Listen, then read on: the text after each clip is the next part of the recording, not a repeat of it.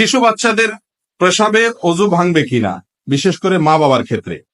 মা বাবার জন্য আলাদা কোনো মাসআলা নাই ভাই।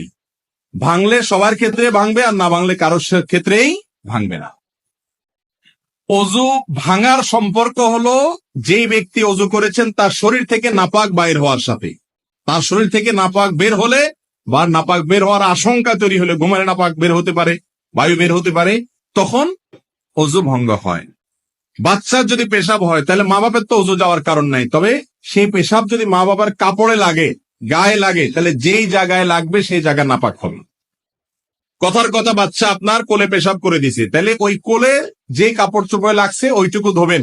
আপনার রানে শরীরে যদি লেগে থাকে সেই জায়গাটা ধুয়ে ফেললে আপনি পাক হয়ে গেছেন। গোসল করতে হবে এমন কোনো কথা নাই, অজু তো যাবেই না, কারণ অজু যাবে তো আপনার শরীরে নাপাক হলে।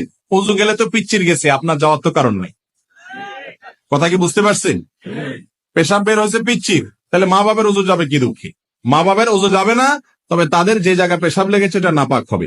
বাচ্চা যদি ছেলে হয় এবং দুগ্ধপোষ্য হয়, বাহিরের কোনো খাবারের উপর নির্ভরশীল না হয়, তাহলে তার পেশাব পাক করার জন্য দুইটা পদ্ধতি আছে। একটা হলো নর্মাল পদ্ধতি, পানি দিয়ে ভালো করে চিবায় কাপড় চোপড় ধুইলেন, আর ফ্লোরে লাগলে তো আর চিবানো যাবে না, পানি ঢেলে দিবেন এবং মুছে ফেলবেন। এটা হলো সাধারণ পদ্ধতি। আর আরেকটা পদ্ধতি আছে, সেটা হলো ছেলে বাচ্চা যদি দুগ্ধপোষ্য হয়, শুধু মায়ের বুকের দুধের উপরে নির্ভরশীল হয়, এই বাচ্চা পেশাব করে দিলে যতদিন পর্যন্ত বাইরের খাবার না খায়, শুধু মায়ের দুধের উপর নির্ভরশীল হয়, এই বাচ্চার পেশাবের উপরে পানির ছিটা দিলেও সেটা পাক হয় বিভিন্ন বর্ণা থেকে, এরকমটিও জানা যায়। কিন্তু যখন কন্যা শিশু হবে তখন সেক্ষেত্রে সাধারণ নিয়মে, অর্থাৎ প্রথম নিয়মটাই শুধু প্রযোজ্য হবে, ছেলের ক্ষেত্রে দুইটাই প্রযোজ্য হবে। কেন আপনি জিজ্ঞেস করবেন?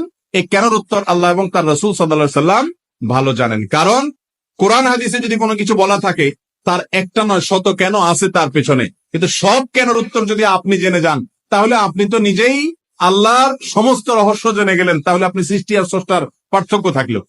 কথা কি বুঝাতে পারছি?